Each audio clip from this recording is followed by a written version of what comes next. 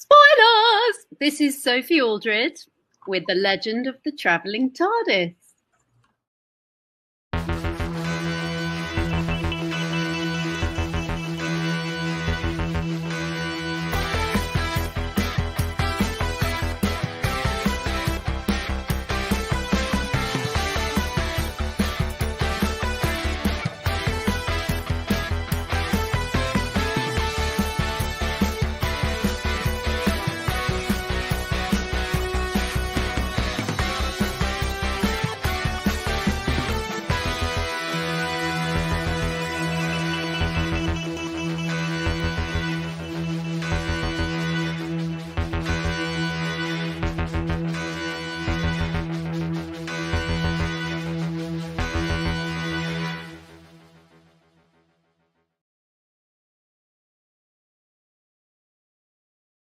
Hello and welcome, fellow Whovians. This is the Legend of the Traveling TARDIS, where we come to you usually weekly on Tuesdays, 6 p.m. Central, to talk about an episode live when we're doing our reviews. And this is one heck of a review we're going to be talking about today, and that's Empire of Death. So, without any further ado, let me start bringing up all my fantastic panelists that are going to help me talk about this episode. And if you're watching us live, please go ahead and go into the chats, whether you're on YouTube or Facebook, on Twitch, wherever that you happen to be watching us live. Get into the chats. Please go ahead and converse with us, converse with all the other amazing Whovians that we have. And we will be bringing up comments and conversing with us all so we can talk about this particular episode. If you are not watching us live, do not worry, do not fret. You can still comment and we will try to answer stuff after the fact. We are that kind of, hands-on kind of a streaming service-ish thing. But anyway, let's start by bringing us all of our panelists in. I'm going to bring up my co-host first. I cannot be doing this without him, really, because I don't usually get the hosting seat, so I like to do the speaky stuff. But he's in the background clicking on all the things and making it look like that we, or at least that I know what the heck I'm doing. And that is my amazing co-host tonight. That's Kevo, really. So Kevo, should I click you on? He brought himself on. See, look at that. No hands. I'm taking some work off your plate because you are my queen. You are one of the most senior members of this staff, and I am so in awe of all of the amazing work that you and Dave have done this year to help grow the channel. Dave, patting himself on the back, nice countdown. Just kidding there, Dave. Right. Unfortunately, Dave could not join us tonight. As he comments, sorry I can't be on. I've been driving since Sunday and came home to some bad news. I'll be back next week with some cool after-party shenanigans. So he's here with us in spirit. And we have a really awesome roster of people to talk tonight. This has been a really interesting season. It has elicited a lot of varied reactions, and so I'm really glad. We had some members of my team on Friday for the live watch. We had one of my best friends since middle school, Tori, and we had my boyfriend, Jonah, to sit and watch the episode with us, and then Melanie and Mark join us for the after discussion. There's definitely a lot to be talking about in this era of Doctor Who right now. Some of it's heated. Some of it's heated in ways that I think, I think we could all take a breath. I think that is one of the things this season and this finale has definitely taught me, is to reevaluate the way that I am looking at fiction. So I'm excited to talk about how everyone feels.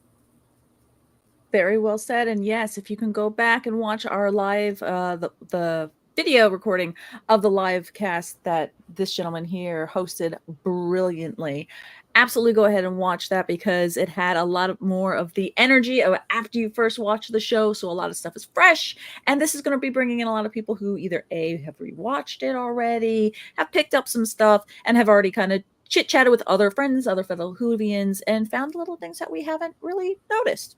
So without further ado, again, let's go ahead and bring up another. We have so many senior members, funny enough. I'm going to go ahead and bring up the next person who hasn't been on here in a little bit, and that's the lovely and talented Mackenzie Floor. Hey, Mackenzie. I'm going to click on the button. Yay. Here she is. Hello. How are you? I am good. Hey, chat. I've been kind of MIA. I started a new job, but I can still do this, Yes, you. Good. So excited to see you back. Because yes, life gets in the way. We work, we have to do things, and I'm so happy that you were able to make it for one review, and it's this Empire of Death. Yeah, absolutely. Because this is one that I'll be honest, I'm very nitpicky about this particular episode. I wasn't for like the season, but this particular episode, there were a couple things that really bugged me. And so I'm looking forward to talking about it, because also because I haven't been around, I'm going to give a review for like a number for the entire season versus this just episode, because that way you kind of get my thoughts behind it, be like, wow, where did this come from? Well, yeah, this is the overall picture. I can't wait to hear what rating you're going to give it. But first, we have two more people to bring in. Next, I'm going to bring in Nick Smith, who has been on almost practically a lot of the reviews for this show, for this season. So, Nick, hello. Hello. How are you?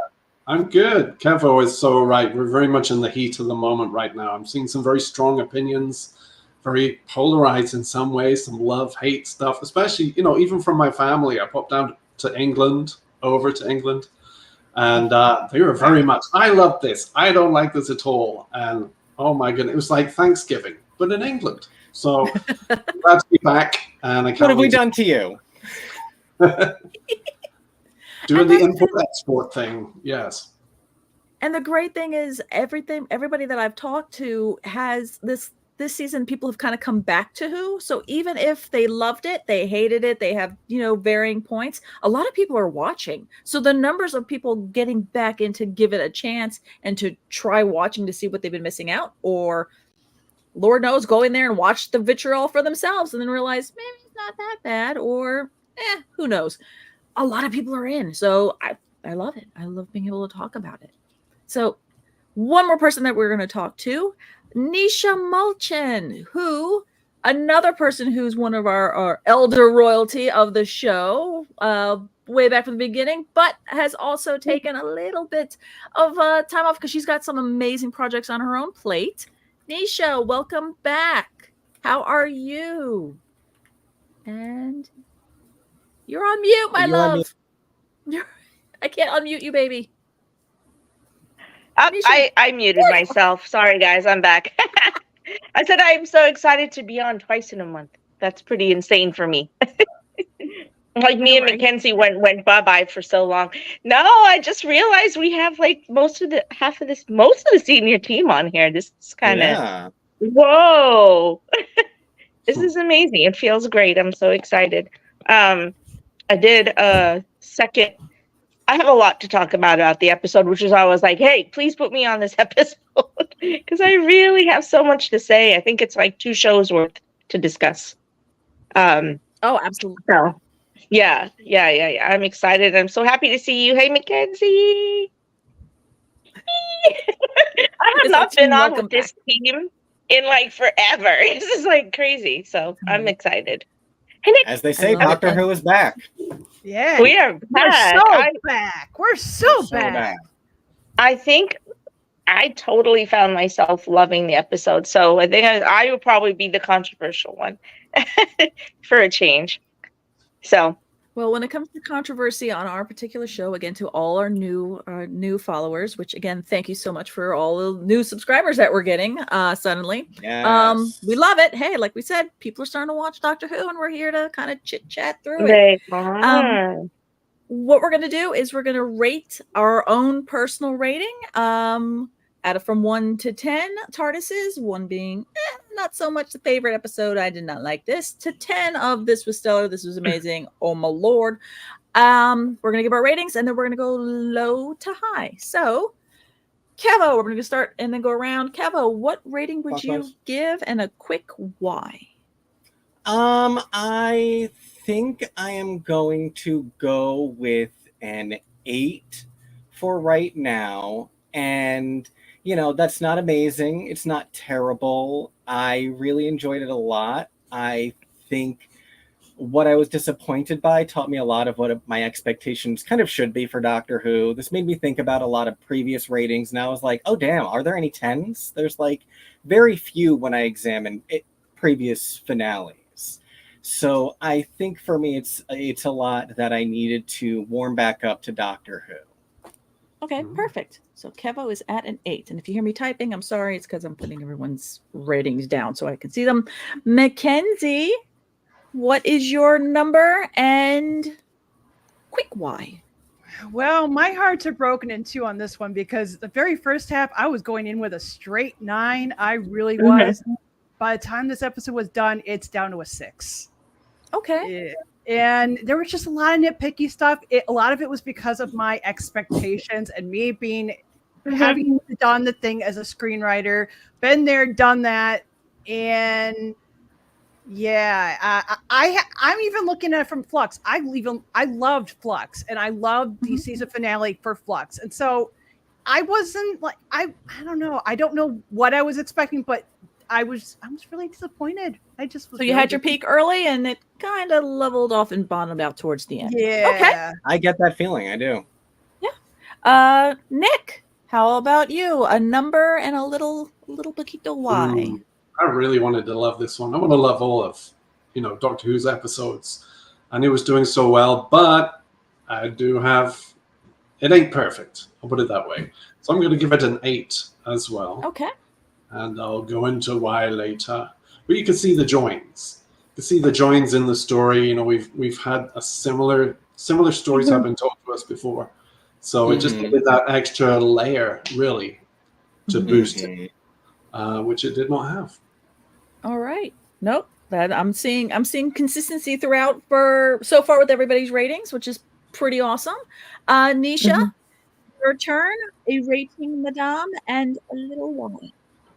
Okay, so I actually rewatched it more than one times, and I actually did frame by frames on this because I wanted to really dig deep and understand. So, like everyone said, the first all 3/4 of it, we were gung ho, and then they went, they just went, let me word vomit. So that messes things up quite a bit, right? Or visual vomit. I think if I would score this in two totally different shows. That's what I felt like. Okay. To some, you know what I'm saying? Because the beginning of it was just fantastic. They were heading for a 9. Life was great and life was wonderful. But for me, of course, towards the end, I still love the show. I'm 7.5 to 8. So I'm still giving it a good rating because I really still very enjoy what happens towards the end. I see a lot of things in there from the historical point of view. But probably I'd go with a 7.5 to an 8, somewhere in that window. Okay, well, I'm going to split down the middle and go 7.75. So we took off the very top of the TARDIS. It no longer has a roof or a light, so it's like a little bit up to the word police box. Oh no, we'll take off the police box because it's 7.5. Yeah, we'll go there. We'll take off the police box too. So now it's just doors. There's nothing in there. You could be as tall as anybody in the world. No ducking. Just walk right on in. That is where she's at. And I'm going to go. Last week I was Sutek, so hey. I'll take that. So there you go. My personal rating, I'm going to go ahead and give it now. It's actually around the same as Kevo and Nick. It's an 8. The rest of the season, I've been giving stuff that's 10s. If I've absolutely adoringly just loved it, suspended disbelief, the bar was low. I love the episode. I would highly recommend it. Like, boom. Love that episode. This one, it's the same thing. I think we started off strong, and then for me, it kind of went a little down. Still a good episode, but I'm giving it an 8, and we will keep on. Well, we will now. We'll start expanding on our reviews. But first, I'm going to run into the comments because I would like everybody out there to go ahead and tell me what your review is. I will try to for you. Okay. So if you have a review, I know some people have already started putting in their in the chats what their reviews are.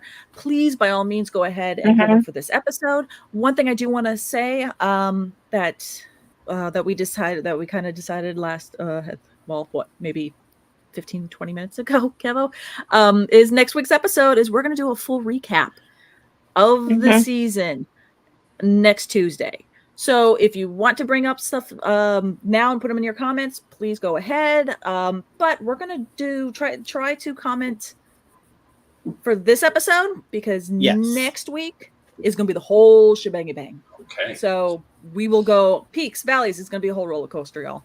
But yes, put your numbers in so we could pop them up. Is there anything that you want to bring up now, Kevo, or are you just kind of starring away? I just starred a bunch of the ones that I saw had numbers. So okay. Cool. We will we'll start with ours, and then we'll start interspersing some of them as we go along. I think that's probably gonna work. So first, let's go with the lowest one in my little private chat. I wrote, it is Mackenzie with the 6. So Mackenzie, the TARDIS is all yours. Speak to us. Speak to all the people. Why a full-on 6? What did you love? What did you not so love? Well, give it to us. Golly, I have to say, there were a lot of things that I wasn't able to suspend my belief, and maybe that's part of the problem. We're going into the second half of the episode. There were certain things, like one of the things and maybe it was a spur of the moment from Ruby, but the fact that she said my real mom, so completely disregarding her adopted mom, and that I don't find, I don't get offended very easily, but that did upset me because it fell into that thing of, well, if you're either an adoptive parent or you're a step parent, you're not a real parent. And so It's cringe. that cringe, that right there, it like set me off. So that right there was like, oh, that goes a point right for that, just for that word. That really bothered me. The other thing That's fair, because most people I know say birth mom or biological. Yeah. So, Or biological mom, yeah. Or That's what we biological, usually- exactly. So the terminology there, and I don't know if it's a terminology between maybe the UK uses a different phrase than we do here over in the States, but that just for me, I was like, oh, no. So that was it. One of the things which I think also I'll say I got hooked and synced into the whole thing is that the mom had to be somebody special because we as people tend to believe that somebody has to be special. So that, for me, when originally Ruby went to go see her mom at this cafe and how it just worked out so perfectly that there wasn't any type of like rehab or anything like that, I just was like, I wanted to have some type of drama there that, maybe you could go into the second season where they actually reunite at that point instead of like, oh, I love you. I missed you. I think this is so perfect. Like as if nothing ever happened. That just, for me, that part did not work either. Another thing that didn't work for me is the fact that Ruby did have this, like, if you remember I'm thinking Memento, but that's not the right, and the one that has to do with the music, the Maestro. Devil's Cord. Yeah, in Devil's Court. She was like, you're special. There's something different about you. There's something strange about you. But yet there wasn't. And so that was like, hello, why is she so afraid? And yet there's nothing, Ruby can do this magic ability for absolutely no reason. We don't know why, but she's not supposed to be special, and neither is mom, but she can do this magic, out of nowhere. So it was like just things like that was a suspend belief. And then of course the Sutek being on the TARDIS since Tom Baker's time. That too. I'm just like, so yeah, I'm being a little nitpicky because usually I'm in the 8s and 9s when it comes to episodes, but like this one, I was so disappointed afterward that I was just like, I love Ncuti and I love Ruby and Millie Gibson. I love both of them. I love their chemistry. I like the season overall. And for me, no. So that's me. Nope, you bring up some very valid points. For me, as I pulled up Janet Ballard Hall's comment, and it was at they felt that it wasn't really believable when they met, very cringy. Also, in the past, hasn't the doctor said no one is ordinary?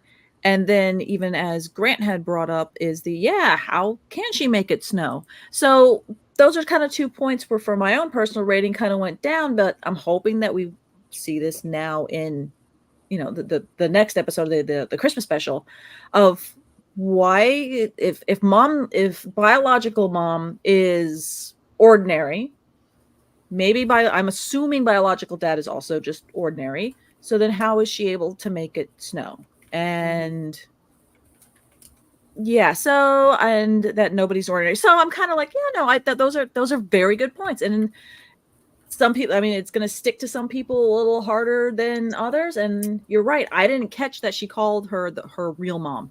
That is a little bit kind of like, oh wait, because I know I tend to go on Reddit a lot. I like reading the am I the hoes, and I like seeing all those. I'm here for some petty drama, but not real petty drama. Here is that I know step parents and biological adopted, that anybody on different ways, there's many different types of parents and parental, you know, I guess you could relationships. Yeah. Relationships, thank you. So tagging the word real can really hurt somebody, whether or not if it's meant to be or not. So yeah, I can, and now I see that her saying that it's my real mom, going, ooh, that might have that could have hurt Mrs. Sunday. So yeah, no, now I'm kind of like, oh yeah. And there's the argument that she is still becoming accustomed and learning and experiencing it for herself, but like, it's not, I don't know that thought was put into it so much as you can find reasons for it where people are just flawed, and those are two different things. You want to put the thought in if you put in the effort to make this character be someone who was adopted, and it's such a huge part of the journey. You want to be putting that thought into the character. Otherwise, you really didn't put that much thought into the story and the character. Roger Andrew Batista brings up a nice little kind of, ooh, wait a minute point. Ruby's extraordinary ability to make it snow indoors when she remembers something, it must be her biological father, whom we didn't see. Could be a Time Lord or something. Well, this is true. I'm assuming. Did you catch what her father's name was? William Garnett. William her Garnett. name is Ruby Garnett. So Garnett. she is two different red stones. Yes. She's Ruby Garnett. We know that Ruby's story is by no means over. We've literally had Russell T. Davis say it's not over, and we know that she's in next season. I don't want to get ahead of and take up too much space before my own review, but one of the things I keep thinking about, and it's that we're only 8 episodes in or so. We're 9 episodes into Ncuti, and there's still so much time to go. One of the doctors that I immediately think of, that I think of as a mystery and how long it took to unfold, is the 11th Doctor. At the end of the 5th series of Doctor Who, we knew the TARDIS exploded. We didn't know why. We're going to find out eventually. And then we start talking about it less and less. And then finally they tell us why the TARDIS exploded in one episode, the last Matt Smith episode. It took 44 episodes to unfold his entire mystery. Yeah. Jodie didn't get 44 episodes. She got 31. So as much as I feel for me, my bigger problem is that Russell is doing too much hype. And so we get excited because he tells us to get excited. And I think that is hurting in terms of, then we got excited. And I was okay with this being kind of mid, but you told us it was going to be the greatest thing we've ever seen. It wasn't. I will never say it is. I would never say it's anywhere. No, that is way too hyped. And you did that. You really did that to your own show. Yeah. Dad. Yeah, that was the thing that really bothered me. For your father. I'm I'm tearing this episode away enough. I don't need anything else. So Doctor Who is sci-fi, right? It's mystification, but it's mystification in overwritten script and dialogue and some level of reality that's supposed to be constantly layered, right? We've been watching Doctor Who forever because there's deciphering and unlayering, right? And we believe this, there's believability, there's sci-fi, there's the unbelievability, and we're very forgiving of that, and we're supposed to be. Otherwise, we wouldn't still be here, and this wouldn't be the longest running sci-fi show, correct? So the levels of reality and forgivability in overwriting script, which, Mackenzie, script's going to be overwritten to be ridiculous. And there's been a lot of times where Doctor Who has been extremely overwritten for ridiculousness. And there's shock factor in it, and sometimes layered into it really, really, really well is the heart of a story, okay? This entire season, which is all of 9 episodes, literally is overwriting 2 to 3 seasons worth of dialogue, monologue, events, and character personality, movement, and flaw. And I think that's technically what crashed at the end of the episode, is the overwriting of it. And what everyone's saying. And the question is whether or not Russell's not he's not a novice. Steven's not a novice. These people who wrote these episodes knew they were overwriting for a reason. So the question is that, I mean, I'm not going to question that it was intentional. It was intentional. We got what we got for a reason. They know we're also an astute audience and that we've been watching forever. How much trust factor do we have at this point that there's something that they didn't reveal to us here that we're still waiting, that we still have to find out? You know what I'm saying? So from time immemorial, if I go backwards, from Baker especially, overwriting and drama was like the thing. It was all about drama, you know? And so anyway, I know we didn't even get to wire numbers yet, but sorry, I was just wanted to jump in on that. Yeah, it's fine. No, because quite frankly, Nisha, you're next up anyway at 7.75, so 7 3/4. So no, please continue. Yeah. So okay, this entire season has a very strong emotional arc, which I put in the chat that I thought, which I always talk about, right? First of all, I am sorry. Guys, don't kill me. Don't kill me out in the world of Who. I am not a fan of Ruby. She's not a character that I connected to. She's not a character that I felt emotionally connected to. I don't even feel like Millie was as believable as other companions have been for me. I'm a companion person. I love my companions, top, up, down. And no, they for me make Doctor Who. So for me, I don't feel like I ever had an emotional connection to this character. And I also felt that, man, Ncuti is an actor. Ncuti can act. But I also felt we had an over-dramatized Doctor throughout the whole season. That's something we have to talk about.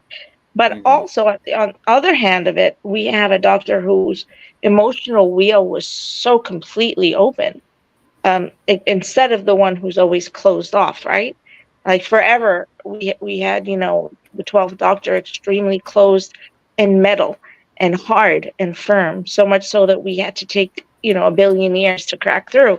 Whereas this Doctor is just a floodgate of emotion and reveals every emotional family ties to Ruby.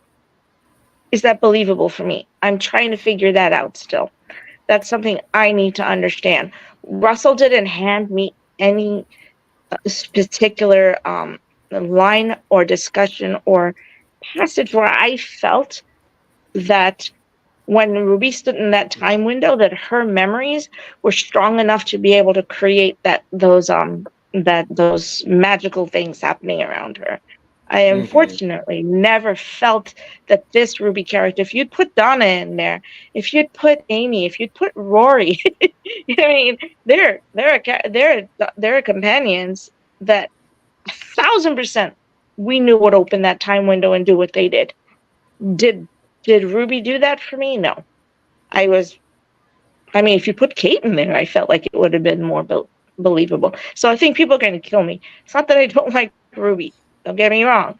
I just don't feel like we had fleshing out enough of her to be able to emotionally connect her to being able to create that type of magical,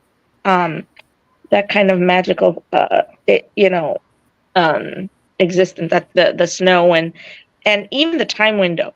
I'm like, remember where we first saw the time window? Like, y'all remember, right? Do you remember what it was attached to? Do you remember how, with Rose and Donna, and how massively important the time window was at that time? And all of a sudden we're using this thing that Unit had to create and to unfold a story. And it's, I'm not sure. I feel like they took pieces of things to create, like band-aided it. And I think that's where things fell short for me. So I love, because the storylines are good. There's some really great emotional movement. There's emotional flow. The story about the adoption. Sometimes I feel like Ruby's adopted mother, the character wasn't written as emotionally connected to what was happening with Ruby than I would have expected a parent to be, who'd been there for 19 years of this child's life. Okay? So the actor maybe wasn't given the credence to be able to have a much deeper emotional connection to this. Oh my God, you're changing my whole existence. And why is the entirety of the world needing to find out this kid's parents, who this kid's biological parent is? Why is that so important? So those are things, from the adoptive perspective, I'm not sure that adoptive parents are going to like this concept, that it's so almighty important that the biological parent has to be found in order for this huge revelation to happen. So, you know what I mean? That's like some alienating factors here and again. So, I mean, now you could see where there's such a discordance and why I gave it the number that I gave it. I kind of wish, I'm expecting another episode to actually explain this episode. That's where I'm at. The Sutek thing felt like, what? Come on, that TARDIS has exploded in the time since Tom Baker. How many times already? How is Sutek still there? The TARDIS has gone through vortex back and forth and up and down. That TARDIS has been destroyed in every shape or form. The TARDIS has been obliterated and come back again, and obliterated and come back. And you're telling me Sutek was there? It's sad that now I want to go through like the editing software and just find. Have you seen the memes? The TARDIS. No. There's dozens of memes that are all different moments with the TARDIS that they show Sutek being there, like the 50th anniversary. Oh no, Kevo froze. Kevo froze. Oh no. But I didn't realize that the memes were up there. No. I know, I like this. This is awesome. Yeah, but no, I love the pose. I do too. I love that pose. Yeah.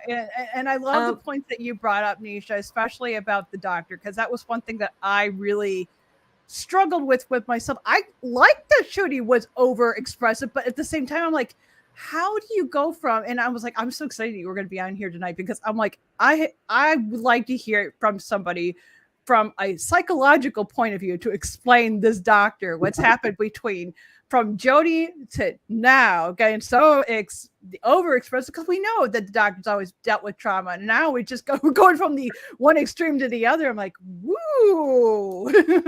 This could be a really sad arc. He could go from super emotional to closed in, I don't like saying goodbye.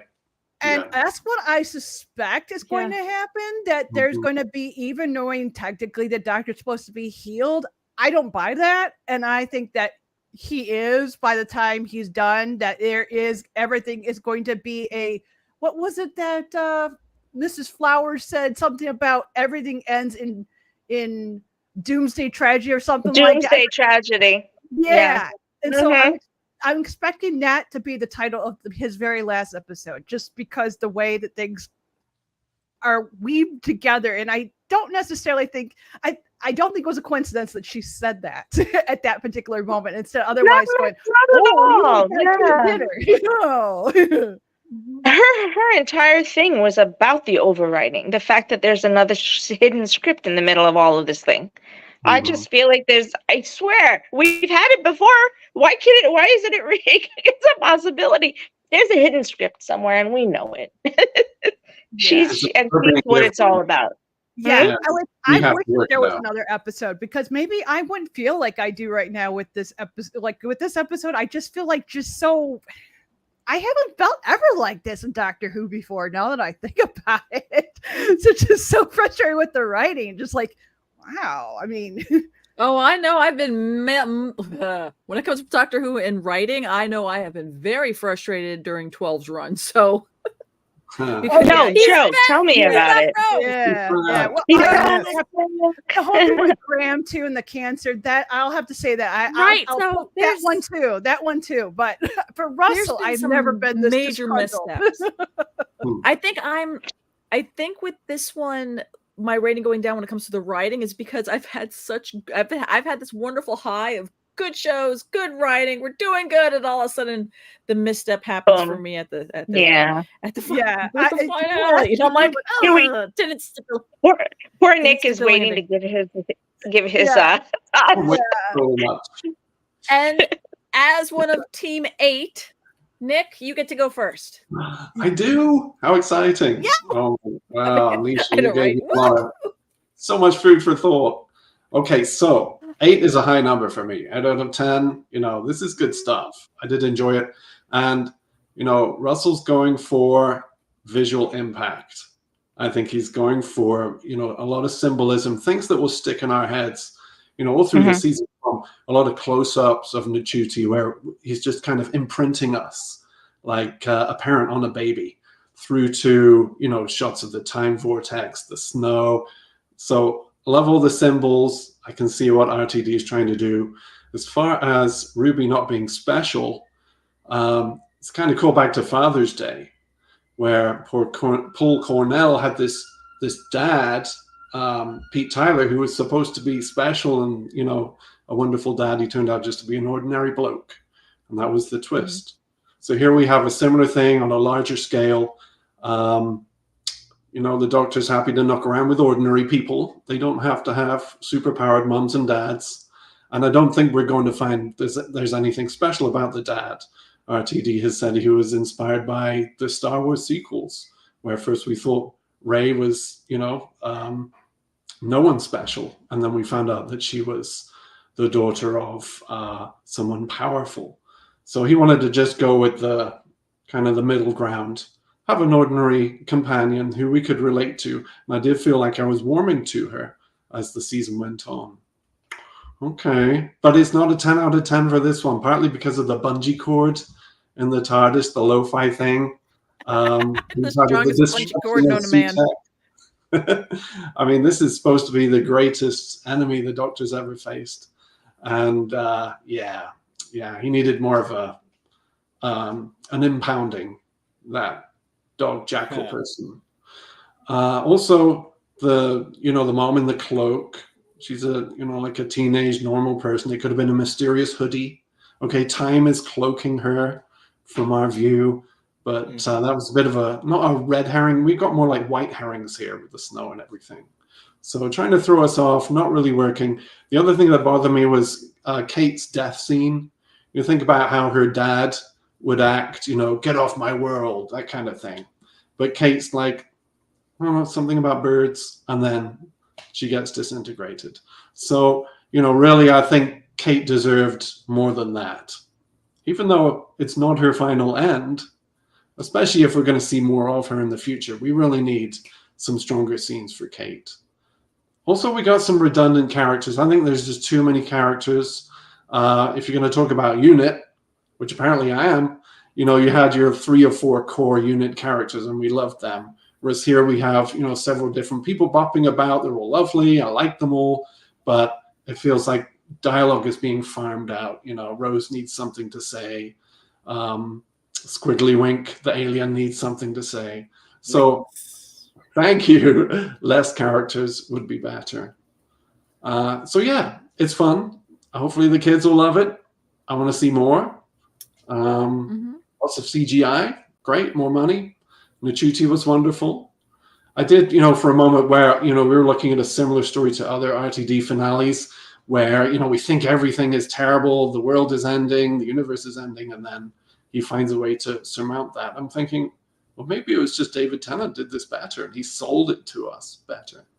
But then kind of going back over how this script is written, how this story is told, I don't think it's anything to do with Ncuti. I think it's more to do with the pace. It's rushed. We did need another episode. We did need more time to fall in love with Ruby, and just didn't have that time. Just rushed it out.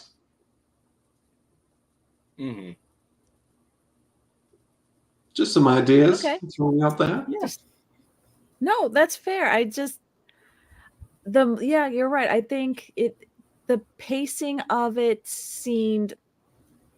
Do you think if they had made the cast inside unit a little bit, to your point, if they made it more lean, so you have less people talking and all that kind of fun stuff, that it's not just that they took all the words and divvied it out. So here you have, 5 people talking. Now it's only 3 people talking or what have you, but actually just get rid of those lines completely. It becomes truncated and now you have more screen time to allocate to other things that you think that maybe the pacing wouldn't have felt as rushed because they had to get at least 3 lines for each person to get in there for their equity card.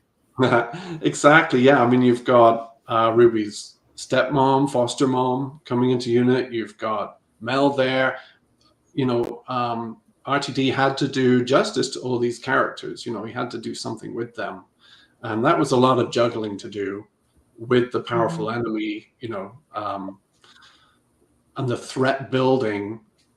Where were we going with that? You know, if the focus was on visual ideas, visual symbolism, then that would have been great. But also we had a whole bunch of characterization that was attempted at the same time. And I think RTD is such a good writer. He can do this stuff. I think he can do Mike Lee's Life is Sweet type, you know, connecting with parents. He didn't do it this time though. Maybe because he's going for a younger audience. Yeah, that was what I was going to point. I was going to actually bring out as a point too. It's that Russell did say that when he was rehired for a younger group. Now, one thing from being that I've been learning techniques for screenwriting, screenwriters these days are told that you have to rush, you have to, the less words on the page, move faster than you normally would because you are dealing with people on TikTok who are only going to sit there for half a second or, 30 seconds. And that's as much as they're going to give you. And even me as a streamer, I've seen that in the case with my YouTube. People will watch my shorts, but anything longer than 15 minutes, oh, no way. So I even see that. So it is one of those things, but it does in that way, you don't have the freedom to write like you would. Plus Hollywood, and this is kind of reflecting the crisis that's going on in Hollywood, where so many writers right now are not getting jobs. People are going bankrupt. People in California are leaving because they cannot get a job. Where it used to be, they could go out there, you could be a brand new writer and you would be able to get at least onto a show, maybe like on crew. Now that's not even possible. So there's I feel like this is a reflection of both what's going on in the world for technique and also just how things are right now. And I hope that we get over this. I really do, for more than one reason. Yeah. I've said this kind of thing before, but this would have been an amazing Sarah Jane Adventures episode. And bringing up Sarah Jane, you bring up a really good point, because other people someone on Twitter had brought up this point, and I was like, that's true. The season that was not fully done for Sarah Jane, there was a main character that had a story that reflected what going on with Ruby almost identically. Yeah. And so it almost was like Russell was rehashing what he couldn't do for Sarah Jane and putting it into Doctor Who now, which not necessarily was that, a bad thing, but as of right now, it's not working. And he's got good ideas. Don't get me wrong. He's got some great ideas. Yeah. Sky. Yep. Andrew Morse brings up it's Sky. Yep. Just pulling those scripts you're right, because as you said that, I'm like, oh my Lord, it is kind of that taking, because there's certain even there are a lot of episodes in here that we know. Oh, now I'm losing my track. I'm getting a tenuous grasp on what I'm trying to point out, and I know that there was certain episodes in this during this entire run that RTD wanted to do in either original Who or his first run, or with Sarah Jane, or even with Torchwood, and that he only either did a snippet of it, and that here he got to really flourish it out, so it was kind of rehashed but then grew, or it was something that was completely shelved and that he did it here. Of course, examples elude me right now, and I will bring those up for the entire episode recap that we'll do next week. Of when that happened, because I'm trying to kind of focus here, but here I'm bringing this footnote in that I think even in this particular episode, he wanted to push out other things and go, okay, I'm tying this up, and you're like, the loophole didn't tie well. You maybe having another episode and being able to stretch more out would have had more of a satisfying conclusion in those aspects. Too much and yet not enough. Yeah. So Nick was our first 8. Here's our second 8. Kevo. Do we want to do commercial first or? Oh, yes. I completely forgot that we still do commercials. So we're going to have a quick commercial break. So because they are some of our sponsors that help us with the show. So Kevo's going to play those and we'll be right back. It's not going to be long. Promise. Yeah.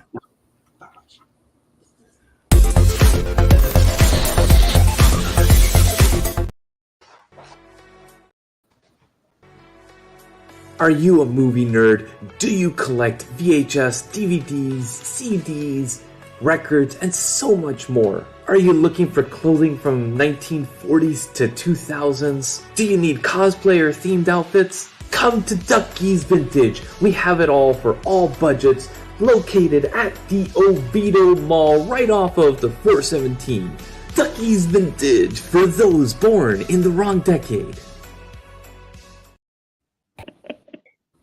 Hey everybody, welcome back to an all-new X's for Show, your premiere show for streaming media content. A great creative team and a great concept that is years in the making. That's certainly one of the interesting things about this as a program. Hot names, even hotter ideas. The silliest version of every single one. Hot names, even hotter ideas. Everybody is so even-keeled. That is a nonsense him. thing that you just said. I'm not wrong. I've seen all the films. I get what you're saying. I hate it.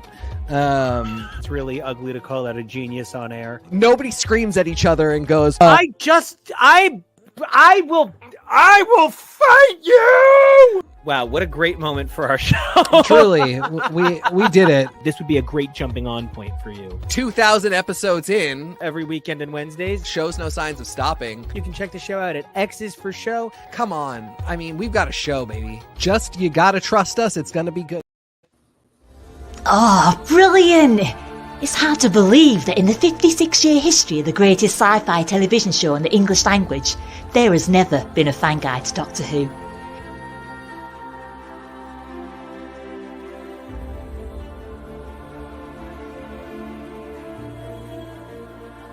The official books might give you what they think you need to know, but only a guide written by a true fan will give you what you really want to know.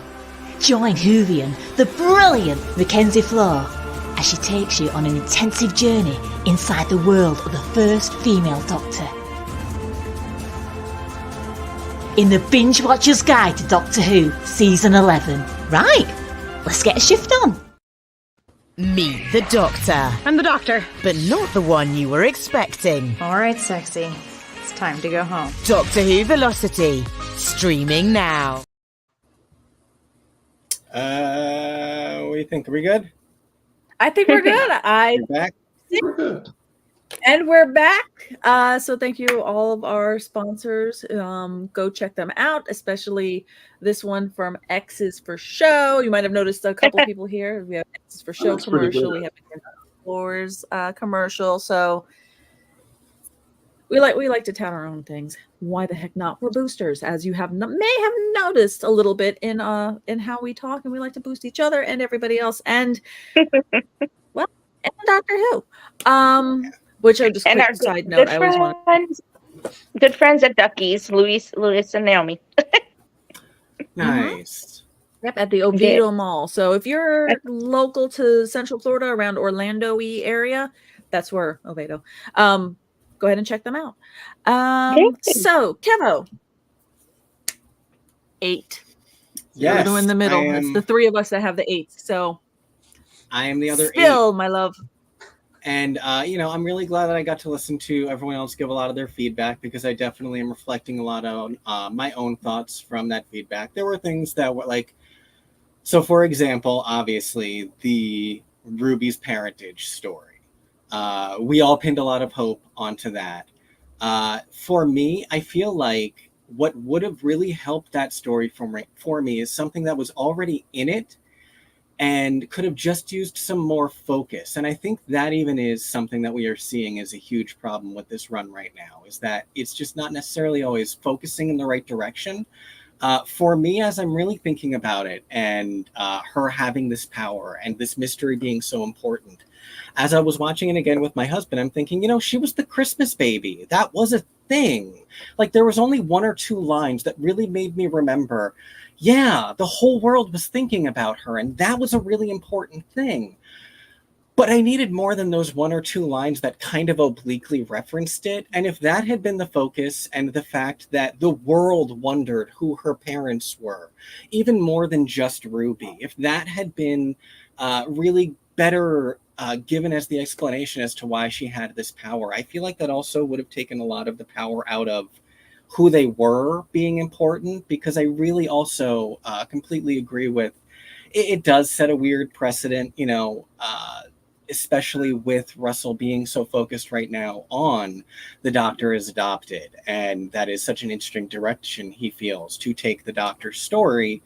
But like, he has a family, like he has lots of families, and I know he has struggles with family. I don't know. There's a lot going on, and I feel like that even is a huge part of where I think this era kind of needs some work. It's not bad. I feel like also, and let me know if anyone else is getting this vibe, but I think so much of what we're seeing is Russell kind of wanting, not exactly a redo, but a chance at the things that he didn't get to do the first time he was on. Mm-hmm. It feels like he saw the 50th. He saw the Timeless Child, and he was like, I would have been more bold. Like, something that really hit me today was Journey's End. Mm-hmm.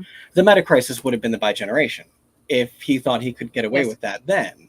But instead it's just, it's kind of a half clone from my hand. But like, he clearly wanted to also be pushing canon in new directions. And I think that's great. I think that's grand. And so one of the other things that he never got to do that Moffat immediately did after him, like I mentioned earlier, was seasons long arcs. Like I said, it was the 44 episode mystery. It was 3.5 years from the end of series 5 to when we found out why the TARDIS exploded. 3.5 years. And it's been like 5 days since this finale aired. I think the problem, like I said, is also Russell is being a little too much of a showman, a little too hyperbolic, a little too much saying, this is going to be the grandest thing that's ever happened to the Doctor. You won't even believe it. It's the greatest thing you've ever seen in your life. No, it's not. And it doesn't have to be. I'm really okay with this season being kind of a B, because like, I also feel like series 1 back in the day was kind of a B or a C. And it doesn't mean that I didn't love it. But not everything is the grandest, greatest story of all time. And like, something like, I saw some comments in the chat being like, is Sutekh dead or not? Russell said he is. I'm not believing you now. I don't believe you now. And it's not enough.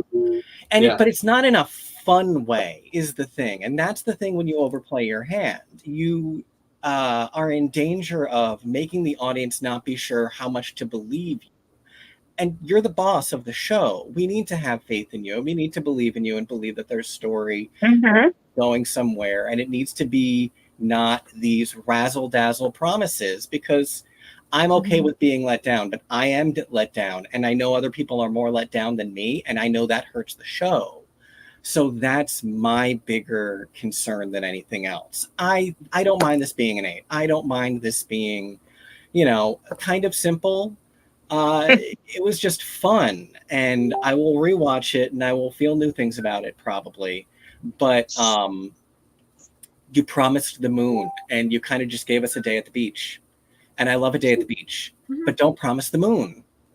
That's all. Yes. I think that is. Also, based on what you just said, Kevo, completely just hit my head, my mind, that because we are supposedly looking at trying to bring in a younger demographic, to be fair, these stories were a little old and dated. And, you know, we tap into them because we've been Whovians for a very long time. But if I was a new viewer, would I have felt connected to these stories? Would I have felt connected to Ruby? I'm not sure. I also don't think, again, you didn't give time for it. Well, let me just say, a younger viewer, this is what I do, right? I work on the psyche of audience insights, and I know a lot about whether or not a character's arc is going to work. Someone just said something about Acolyte. Even Acolyte, and I adore these actors, even I didn't like tap into it the way that I really wanted to, and I was so looking forward to it. In the same way, I felt a slight sense of disconnect sitting at the basin of this entire season, because I couldn't feel the believability of Ruby the way that I needed to, and her family dynamic, which I really love, because I think there was a lot of potential for her family dynamic to be so much warmer, so much more engaging. I think that her mom could have had much more digs with this doctor, like fight more, like we used to have with Jackie. You know why Jackie works is because Jackie was an extremely, extremely deeply emotionally engaging character. Jackie slapped hard. She was, and that's what she. So I was hoping for that, and I'm like, well, wait, we didn't get Jackie, and I didn't need Jackie again. Don't get me wrong. I'm saying we needed that dig, Jackie amount. That Jackie amount, and I expected that, and I have to say, in terms of 2 seconds of offensive, I'm a Caribbean woman as well as an Indian woman, and I can tell you that was some pretty slapstick Caribbean stuff that they kept throwing in there. And I was like, look, that's not what we're like. Okay, I'm not quite sure what you were going for with the grandmother being in the bed all the time, and at the end she's standing. I'm like, okay, well, what is this? What kind of characteristics are you writing here? What are these expectations that you're writing of this family? I was not. I mean, it was written extremely poorly. They were written very poorly. They really missed the mark on, and I think that's what happened for Ruby for me. The believability of the foster family, sure, it was there, because you could feel the warmth of that love. But in the earlier episodes, actually, I think it waned off. Actually, I feel like we lost it towards the end. But okay, you're looking at an audience tracking here. There was no connection point. There were very few connection points for a younger demographic to say, "Oh, I want to watch this. I want to know more about this character. I want to know more about this family. Oh, whoa, this is an adopted family. Whoa, the doctor's adopted. Whoa, she's adopted. Let me understand this." That gets lost in the mishmash of even how the season was presented. So I'm not sure. He's probably needed to thicken his writing team up quite a bit, to Mackenzie's point, to get him a much more demographically aware. I think he needs more of a writing team. He didn't really have much of one this season. Yeah, it was on so him, much Moffat, and 2 other people. Like, that was it. But look at the age they are. I apologize. It's not that I'm a writer, just like Mackenzie is. Can I write for a younger demographic to go directly to a millennial or a Gen Z or a Gen X? Maybe not, right? Even though I understand to some extent. I think you have to have people in that writing room who understand the demographic you're going for, and then also the demographic of the person you're writing. So we've lost and we aged Ruby, I feel, a lot. Sometimes I was like, are you sure she's 19? Because I didn't feel the 19. She seem a lot more mature at certain points. Yeah, I She have to really agree did. with that. She really did. And that was the thing too, is I feel a lot of it, even when the telling about the story of the mom saying like, well, she was 15 and she was from an abusive home and blah, blah, blah. I wasn't expecting like a miracle, but I was expecting more from the mom. Like, can you imagine what it would have been if we had found out suddenly that, say, she was related to River? And so everybody be like, well, how did River, she died? How did she, like, that would still been going on? Or find out Jenny somehow, she regenerated and that's her daughter. Or even with this bi-generation, that maybe Jodie's doctor, as the bi-generation version of the doctor, had a child, and because it's the doctor, abandoned, just like how he did to Susan. You can argue that he abandoned her, even though we know that didn't happen, but you can still argue that and just say history repeats itself. That would have been so much more engaging. Instead, we're just left with Mrs. Flood, which I'll be honest, I don't really care who she is. I don't care anymore. It just, I've been let down, and now I don't really care. I care, but I'm not like ravenous. Go ahead, sorry. We've been pulled out of the show by Miss Flood talking to camera, which yes, is not in the story anymore. Mhm. As in other, That was early on. Yeah. We've seen clips of the show. It's the Doctor's memory, but he sees himself in his memory. It's all kind of taking us away from this fictive world that's being created. So Yeah. that's why I don't care about Miss Flood so much, because she's an actress saying things to the audience. She's not a fully formed character or even a mystery character right now. He's trying to milk the idea of it being a mystery way too hard. And that was something I also saw of criticism online, where like, you don't need to hit mystery that hard. It's not necessarily what people are coming back for and watching, you know, a light touch on stuff like that, because ultimately, is it just going to be what this finale was? Which again, I'm still like, it's not the worst thing I've ever seen, but you're telling me it's going to be a 12 out of 10. And if it's not, that's on you, not on us. Even if we are enjoying it, if you're promising a greater expectation, you do kind of need to deliver. You know, I'm still curious what Mrs. Flood is, but you know, is it going to just be nothing? I almost feel like Mrs. Flood is, and isn't the device in a lot of Shakespeare's writings is that the chorus is basically the one that speaks to the audience, even though that they're also in the play, they're actively working with everybody, they're interacting with the different main characters, but they are the one that will also break apart and talk to the audience, right? It's the chorus, right? I have a feeling that that's what she's going to be, because for her to, in the beginning episodes, I can't remember which one it was, but it was earlier on, if it wasn't just the first one, when she looks at the camera, broke the fourth wall, and states how like she's herself has traveled inside the TARDIS, or she alludes to that, and knowing what a TARDIS, like I think it was the line, it's like, oh, it's like somebody who's there.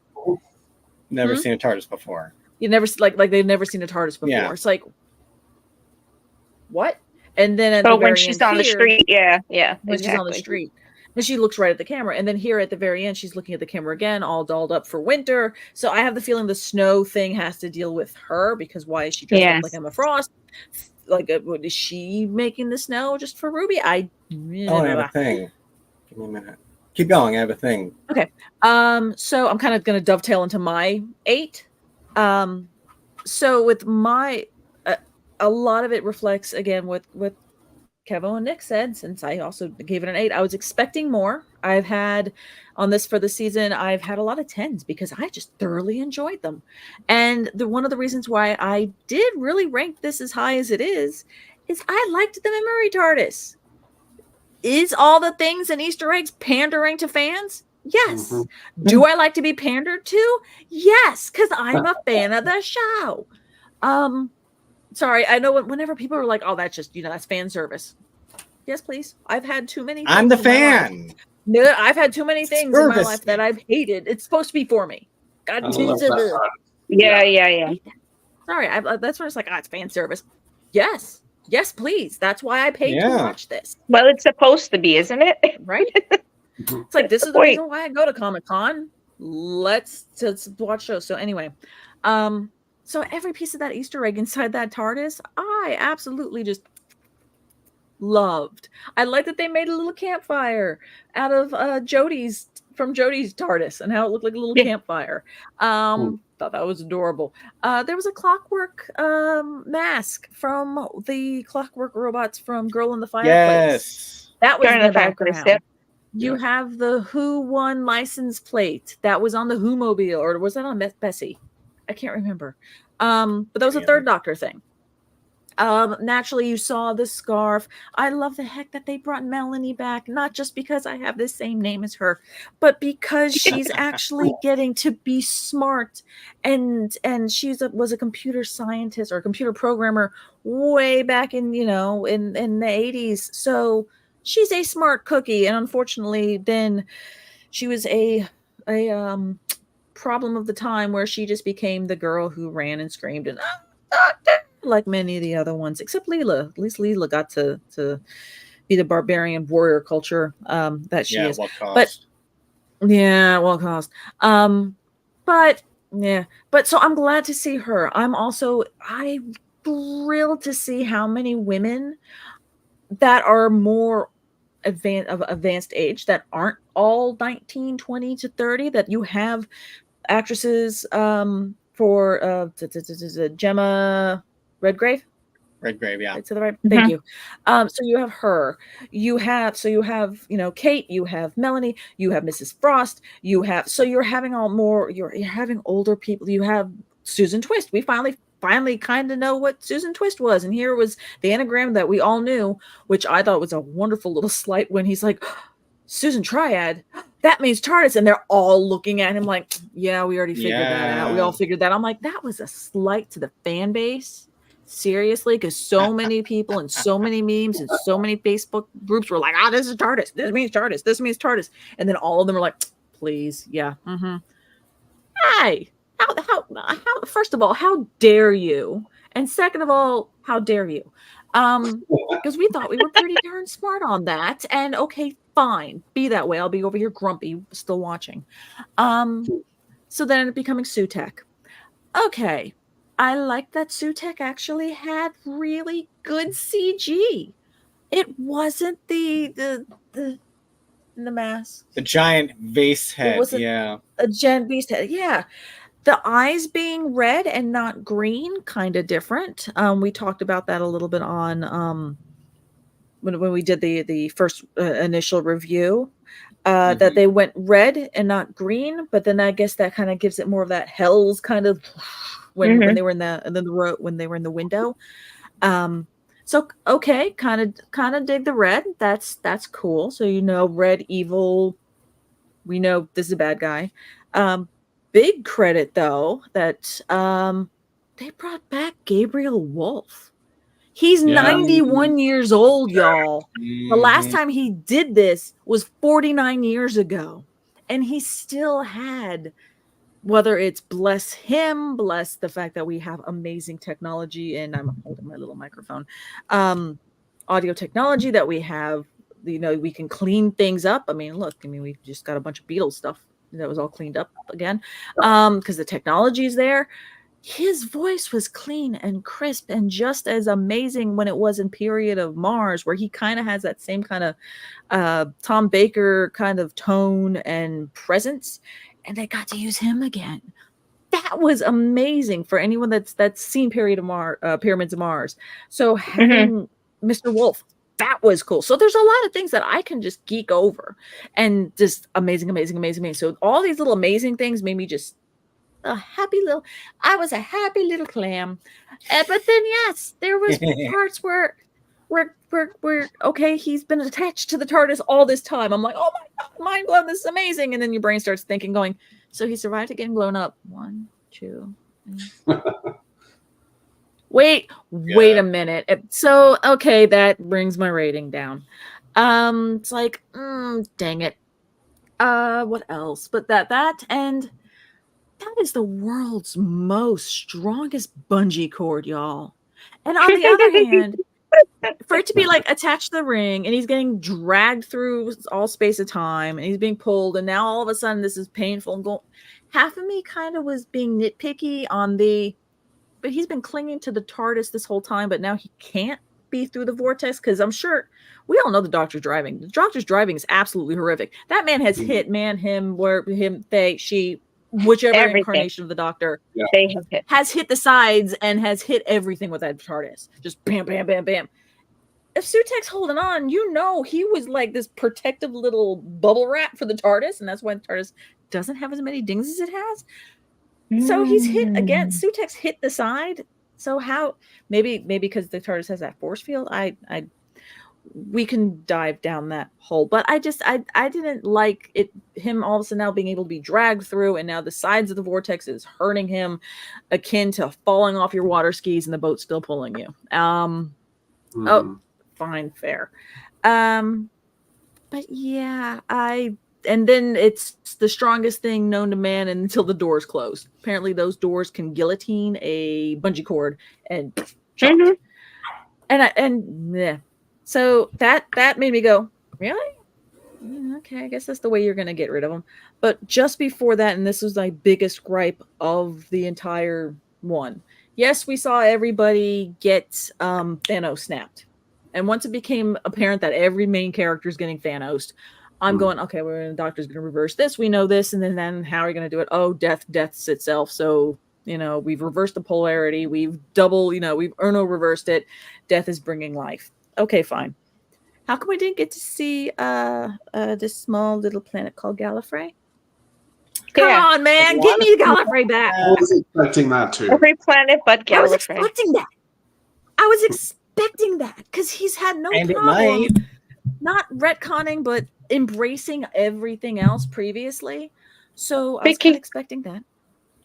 That was included in all the planets that died, right? So it was the only one that they didn't bring back. I was like, okay, what's up with that? They didn't mention Gallifrey when the planets were dying, did they?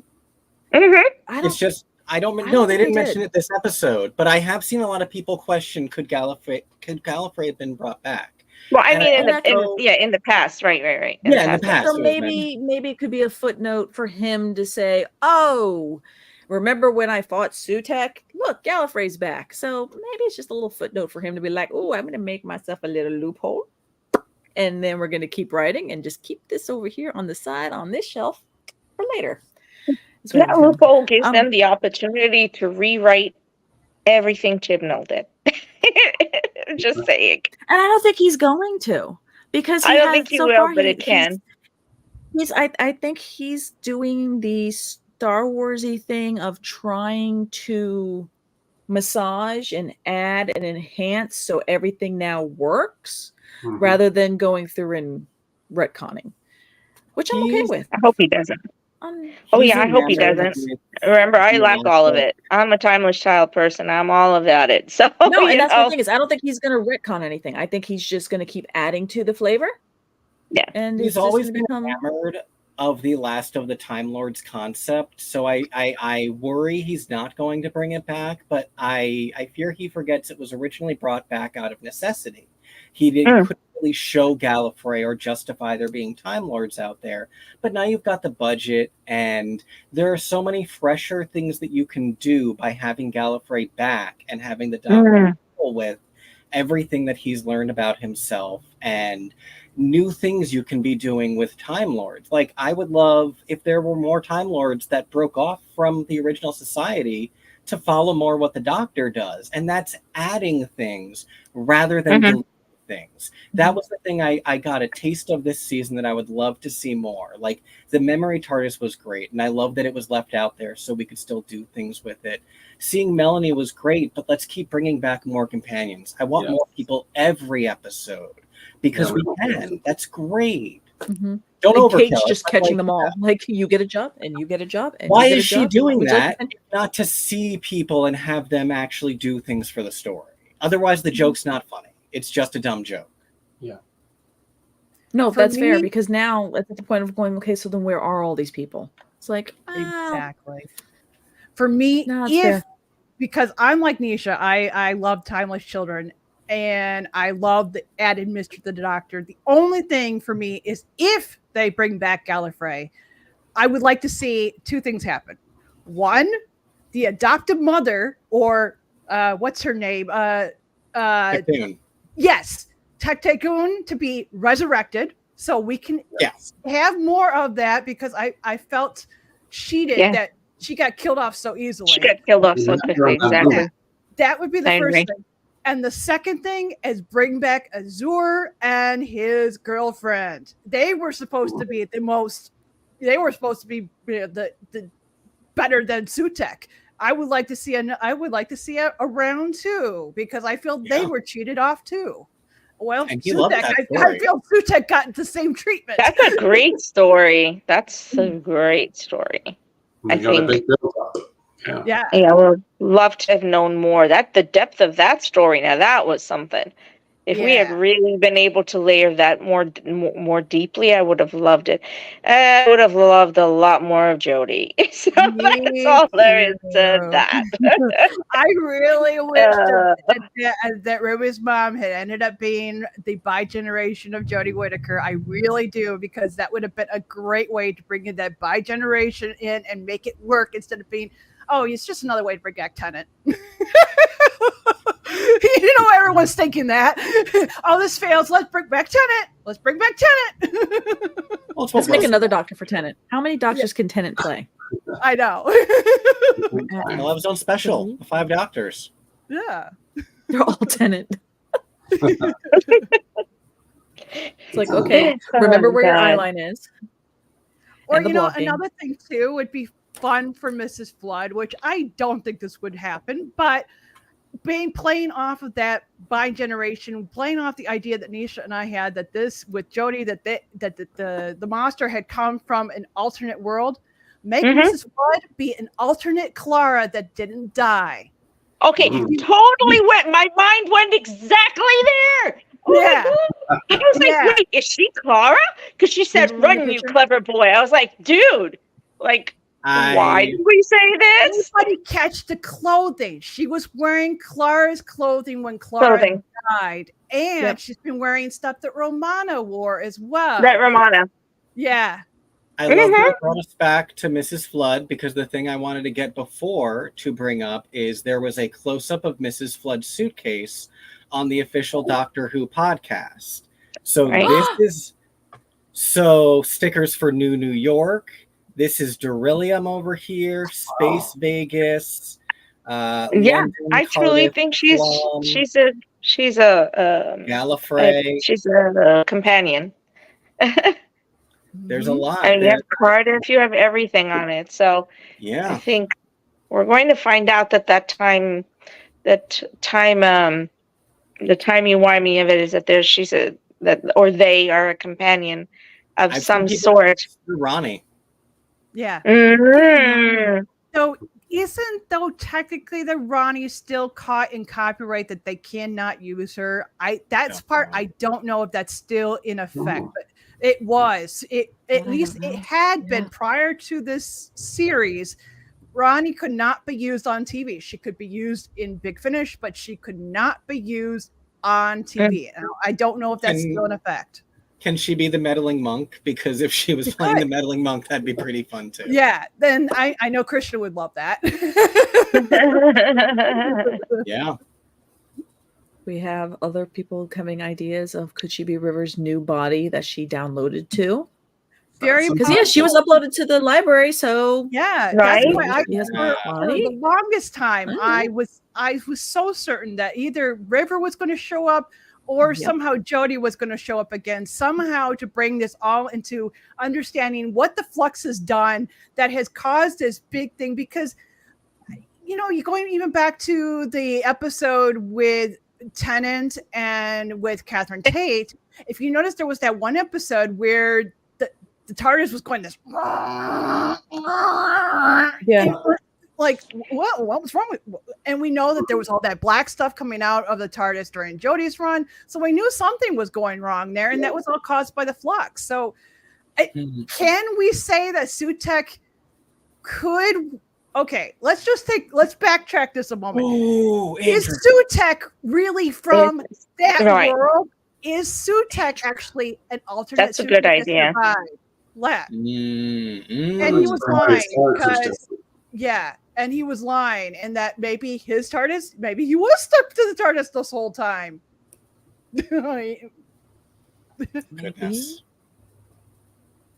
And there's just maybe too much hinging on mystery to keep us engaged right now. And it's a lot riding on it. And part of what has me frustrated on that is I'm going to come back. I'm having fun, but now I have to wait a full year for another, I believe, God, I hope not, 8 episodes. Yeah. And then what? Yeah. And that's common right now. And that not only is that common, but this is not talking to like all those people on Twitter saying, "Oh, I wish that the show would end." but that's a reality. Is most shows these days are only going 2 seasons, and you're lucky if you get a second season, and it has nothing to do with whether a show is good or bad. It's just Hollywood just doesn't want to deal with anything more than tell your story in 2 seasons, and that's it.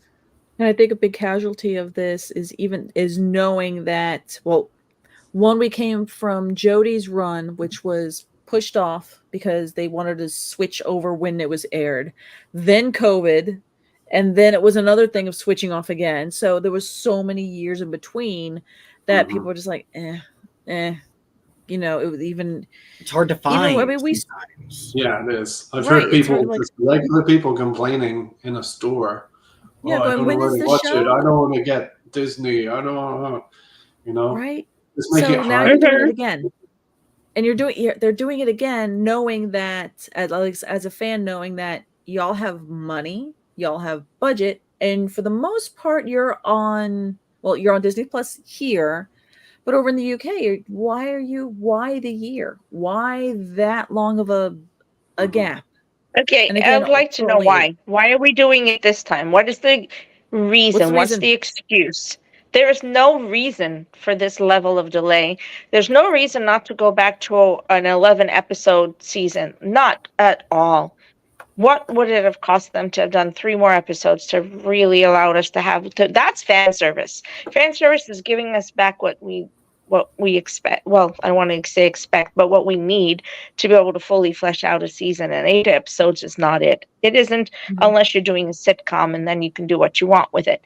But with sci-fi, it's to this depth. Yeah. Well, with my producer hat on, it's minimal expenditure for maximum profit. So you do the least amount of episodes you can, you make the most money out of merchandise that you can, and you just try and keep that going. I saw someone tweet, and it was a joke, but they were like, in this time since Severance season 1 ended, I got pregnant, gave birth, and I raised a child that is now talking and counting, and season 2 still isn't back. And I just don't know. And so it's a lot of TV, and it is. They expect people to have with television, and then they're going to blame the products. But like Strange New Worlds, we have to wait 2 whole seasons to get from season 2 to 3. That's exhausting for fans. And, I understand why episode counts have been reduced. I get things like that. But then you're adding way too many things, way too many issues. It would be different if this was a brand new thing. This was a new concept. We're getting an entirely new series of characters. That I get. Do that. That's what you want, because you're precedent setting. But that is not what this is. You're taking a very deep story and lore with a very deep fandom, and you're literally attenuating what you're giving us, when we as a fandom are quite aware that this is not going to work, or it's going to cause a problem with the presentation of the entire storyline. I said it at the beginning, we're an astute fandom. We're very vocal and we can be mean, but we're still astute enough to know.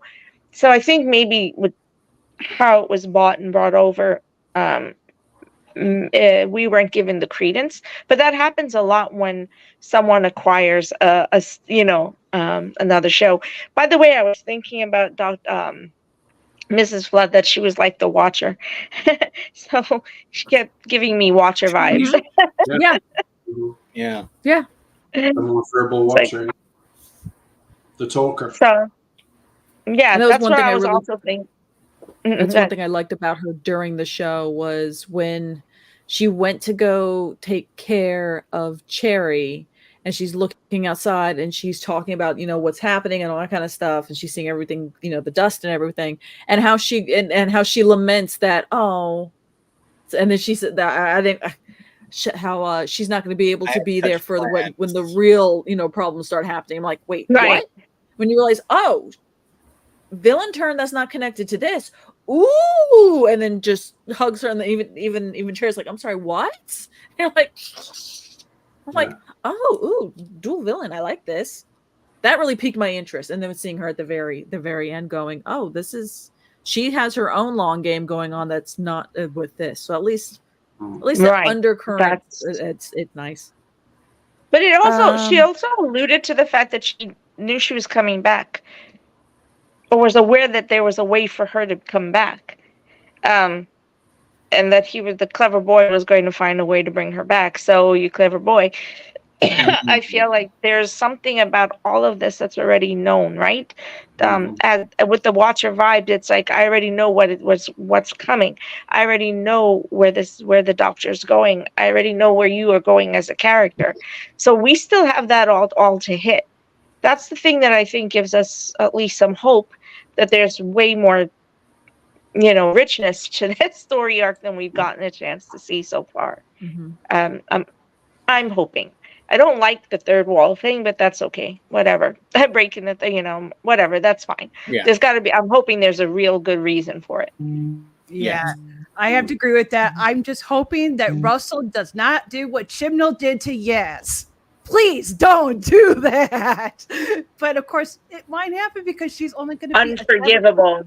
Yeah, she's only going to be in a couple episodes next season. They've already said that. And yes, somebody in chat I think it was Andrew, had said that season 3 is going to be, the series 3 is being written. However, it hasn't been greenlit. So you can write things ahead of time as much as you want. But if they don't give you that green light, they might end in 2. I hope not. But it still, in this day and age, it could happen. Even with all of Disney's money, they still can. I mean, look at what's happened to Discovery and Warner Brothers. That it was everything that's brother on Discovery. If you look, you can't even go back 5 years. Everything that's brother is on there, and now everything that's brother is being canceled because left and right on Discovery. And there's very, very little, especially if you're into like the paranormal. Everything's getting canceled on there. Everything. Spooky. You also age out your characters. You have to be careful with that too. When you spend so much time between seasons, etc., you age out your characters, and that's not a good thing to do either. Because again, audience insight wise, you really disconnect your audience from their characters when they don't grow with them.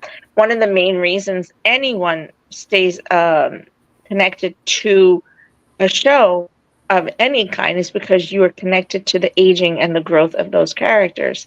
And we've been Whovians because we've been around for a very long time, and we've been aging and growing with the Doctor. But it's been a little bit difficult. I think we got that with 11. We easily could have gotten it with 12, but he wasn't written correctly. Absolutely got it with Jodie. We just didn't get it well because of the attenuation of the seasons. But Jodie, I have to tell you, people like Jodie. Younger generations liked Jodie. They did not want Jodie to leave. I think it was a big mistake to do what they did. But Judy is actually an extremely lovable and connective character. Now it's just what they do with this Doctor to be able to keep that growth potential with newer audiences. It's tenuous for me at this point. And it would have nothing to do with Judy as a Doctor at all. It's definitely the writing. Yeah, I have to agree with Sorry. I agree with you. One thing in this episode I really did like, and I know people have been critical of Judy's Doctor for being over emotional, but when he screamed out at the TARDIS, I had tears, and I have not had that with the Doctor in a very long time, where my heart was ripping out at that particular moment. And I was just like, how, he's blaming himself for all of this stuff that he's gone through. It's all coming back to the surface. And I was a little bit afraid that he was going to start getting a little bit mastery there. Just especially when he's like, how dare you, Sutek? No, I have to be the bad guy and I have to commit murder because of you.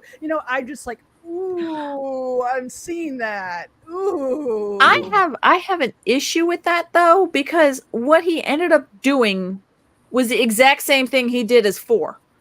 It's exactly. Like when he's like, I'm gonna be the bad and guy, that's fine. you're forcing me, and I'm going, you did the But- same thing, but Yeah. Be like, I gotta try again. Like, you can do the same thing again, but you know you're doing the same thing again, and you know you're doing the same thing again because you put in the new graphics on Tales of the TARDIS to make it look like your time vortex.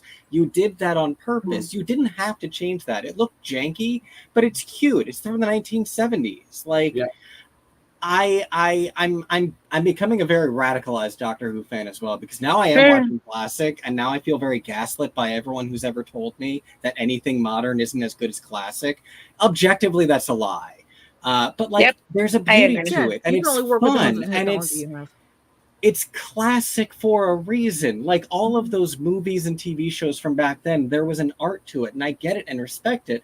But then Doctor Who has always been janky, so there are things that I forgive, but like, it feels like not paying attention to the story that you are telling. Like, you can even say, I'm killing you, I'm trying again. But he did kind of act like this was a new idea. This is the same thing you did last time. That was weird. I don't know. I'm trying to think anything else. Was it? Oh, there was something else about that. I can't remember. I'm done. Sorry, my brain. So Andrew, he says, Ncuti's performance has given me goosebumps. Damn, he's a great actor and doctor. Let's see. There was something else I wanted to see in here. That threw me off, and then I was thinking of something else, and my brain kerfluffled. I think I already put this one up, but it was more Mrs. Flood talking and more Miss Flood talk, and it could be the Valyar, the Rani, or I can never say Tectoon. I think Tectoon. Tectoon.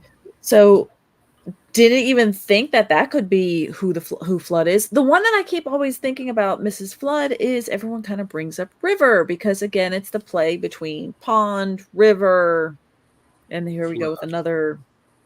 Because of the name. Because of the name. Which could be misdirection. Never know. It's another good one. She does say he's a clever boy, so I mean, I was like, Clara? I agree, Clara vibes were there, but at the same time, Mira, definitely. I see where people are going with that. So, because we can't even assume villain yet, because she's giving creepy vibes, but is she just giving creepy vibes for the mystery? And exactly, it's just Clara, and she's here to do something, or it's River, or it's their daughter. I don't know. Too many. The list is almost too long. Yeah, no, that's fair. Now I remember. Speaking kind of like one point, that the 2 points were you mentioning how classic was done, and and again, it's going to be you're going to still tell the same story, but you're going to just use whatever technology you have to convey it back then. Now we're waiting segueing to now we're waiting on, it's already been filmed, but now, how Andrew had pointed out, we're waiting on CGI, and that could be his point, is that's why we're waiting so long between seasons, because the CGI has to be done.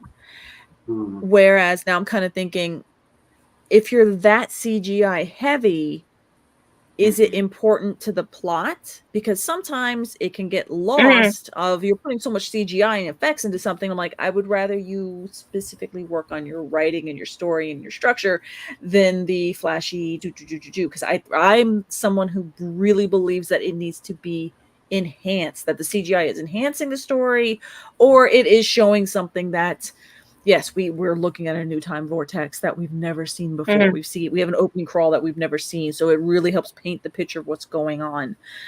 But now to bring to the point for this particular episode, the prosthetics used for the ghouls when both Melanie died and Susan TARDIS Triad when she was, and they both had Harbinger and Harbinger. And then even Harriet the Harbinger. So you had 3 different actresses all in this kind of Scully kind of makeup. I thought the makeup was phenomenal. The contacts were phenomenal. The costuming was really great for this episode. So you could see that there was, and even in unit, there's not a lot of, it didn't feel like they were sitting on a green screen soundstage and that everything was green screened. That they had a lot of somewhat practical. Yeah, it looked a lot practical. So it makes me wonder if that's where the budget's going. But I hope for the next season that they keep going with that so much of it is still practical, because even in that little tiny memory TARDIS, a lot of that was practical. Even though, yes, I know that you can easily have a screen and it's just going to be a green screen, and that we know how to Chiron an image. That's fine, fair, great. But I hope that for the next season and even the next special that they keep going with all of this practical, because to me, that's what grounds the story in. And I really do truly feel, as my old background as an actor, it helps your performance. And even seeing lots of interviews and stuff like that of other people saying that those kind of things helps the performance. And to kind of semi-paraphrase Guillermo del Toro, he even said that he prefers practical as much as he can do until he absolutely cannot get away with something practical, and then that CGI should enhance. And I really hope that we're going to see that more as Doctor Who keeps going with just the practical part of it, and that they didn't. Again, that makeup was amazing. The prosthetics was awesome, and I love when they do that and not go. We're not stuck with CGI cats. Bless. When Doctor Who, how many years ago, did cats really, really well with their little nurses' habits and stuff like that. I know it was a slight towards cats. No, but still. no.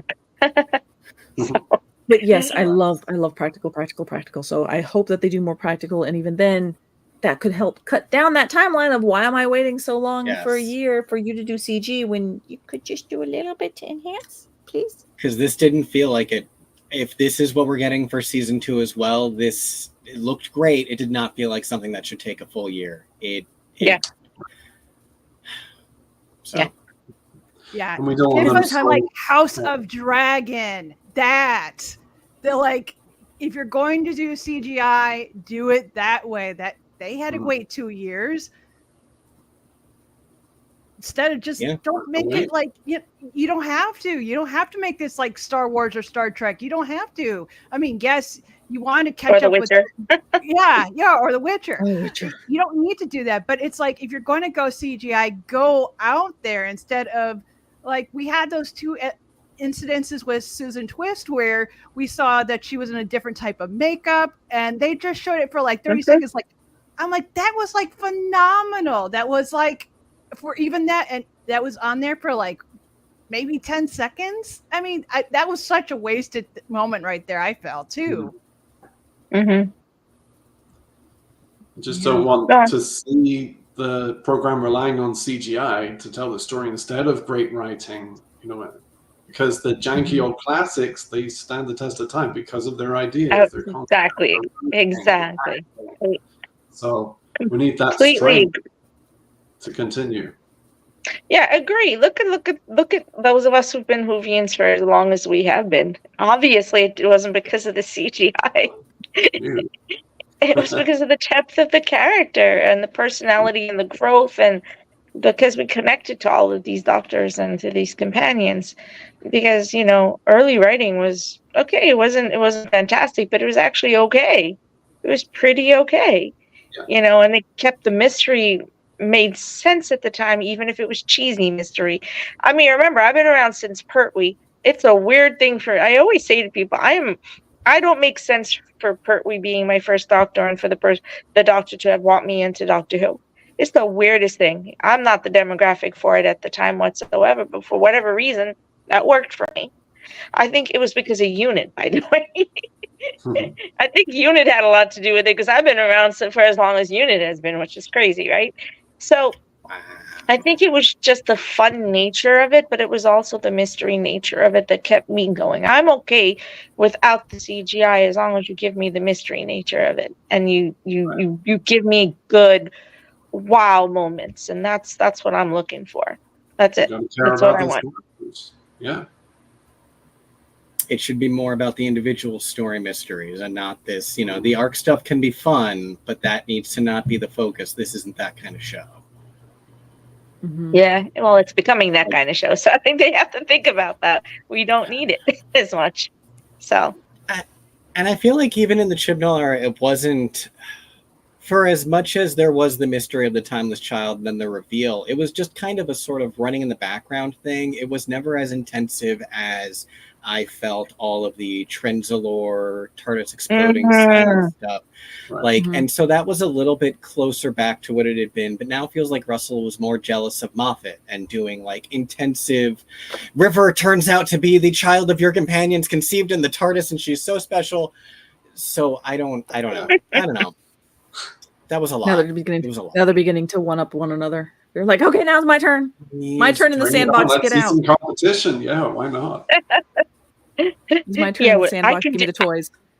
And I can do it in less episodes. That's like, name that too. No. Okay. Oh my gosh, they might.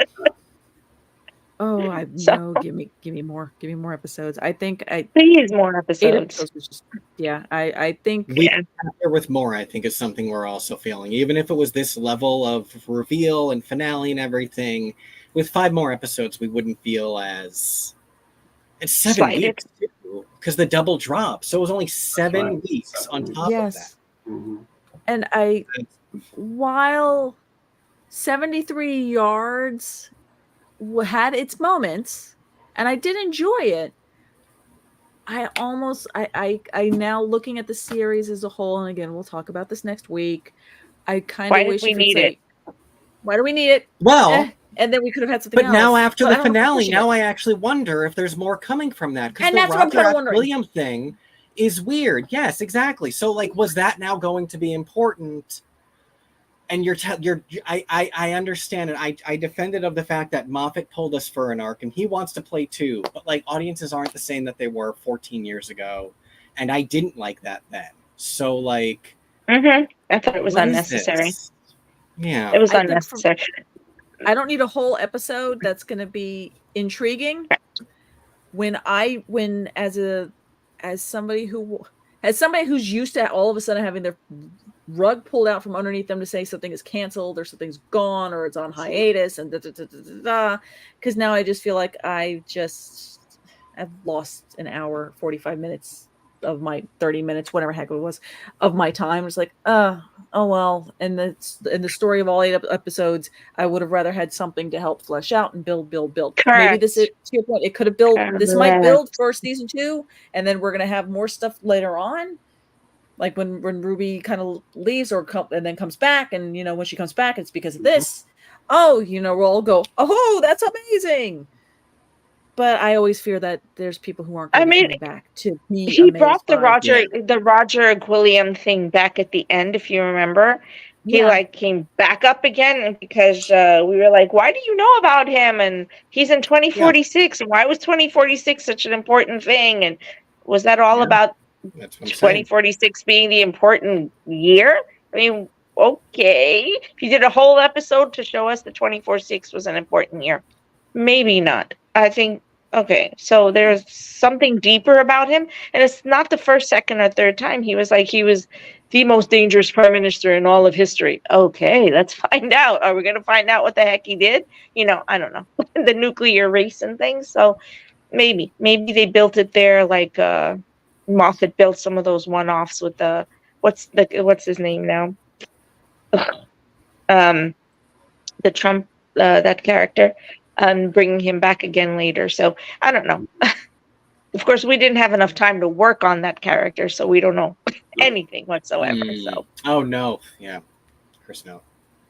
Who knows? Yeah, oh no, right. Yeah, Chris No. Yeah, whatever the character's name was. Chris Yeah, I cannot remember his name. I was want to call Mr. Big. Yeah, an episode like Boomtown is a good example of what is really filler and padding, but it's also kind of giving us a breath and leading on to the completion of an arc. Very character-led. I love those kind of episodes. I'd like to see a long season with more. Give me more filler. Give me more people, just kind of letting us get to know them. Yeah. So we are approaching an hour and 50 minutes. So I know, right? Because we've had actually a great time talking about it. I haven't seen 2 people in such a long time, which is so awesome.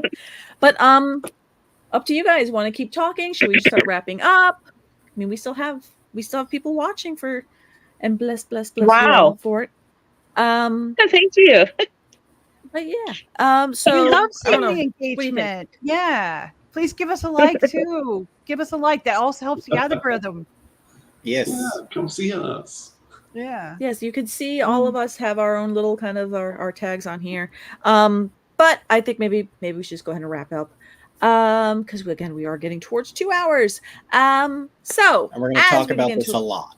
Because we're going to be talking about this a lot, and we're going to be talking about this next week. I've been saving stuff for next week because if we're talking about the whole series and If we're talking about the whole season, yeah. Right. So next week, please come back. Join us at 6. We'll be doing this live 6 p.m. Eastern Standard Time on next Tuesday. So yeah, as we do the review for everything. Now, if you're new to the show, you know that we will just talk about Doctor Who every week, no matter what, if it's a review or not. We will have interviews. We've done interviews. We will talk reviews. We will talk reviews of past shows. I know now that we've learned about Sutekh, and a lot of people here have not, or in our viewing audience, have not seen Period of Mars. Here's your homework. Go find Pyramid. I keep saying Pyramid of Mars. Watch it because we are going to review it. And then we can talk about it then too. Don't forget also the Big Finish audio that also stars Sutekh. Also, yes, yeah, a lot of Sutekh out there right now. So yeah, we will review that. But until then, let's go around the line and say our last thoughts and where you can find us. So Kevo, where can everybody find you? And you have anything to plug away? You can find me at X's for Show, doing the thing that I always do. Our major coverage right now is we are in the middle of RuPaul's Drag Race All Stars 9. That's been a lot of fun. Halfway through this season, we discovered it's twice as long as we thought it was at the beginning, so that's always exciting. We're going to be covering things like Deadpool and Wolverine when that comes up later this month. We also have really exciting news having to do with FlameCon, New York's premier queer Comic-Con. So really awesome stuff coming up. X is for show, and you can find me on the socials at Kevo Really. Awesome. Mackenzie, where can everybody find you and what are you up to? Well, right now I am still on Twitch and YouTube, but I think I'm going to be probably doing a lot more YouTube because I've been finding that the people are enjoying those shorts. So you can find me on right there, Mackenzie Floor Extended. I do a lot of video games. I do indie games specifically. I do cozy games and the soul games. And oh my gosh, soul games right now, Elden Ring, everybody and their brothers playing it. I'm not, but everyone and their brothers playing it. I'm actually playing Crystalla, which is a soul game having to do with cats. So thank you, Norton, for erasing over 5 hours of work that I did on stream and now have to redo. No.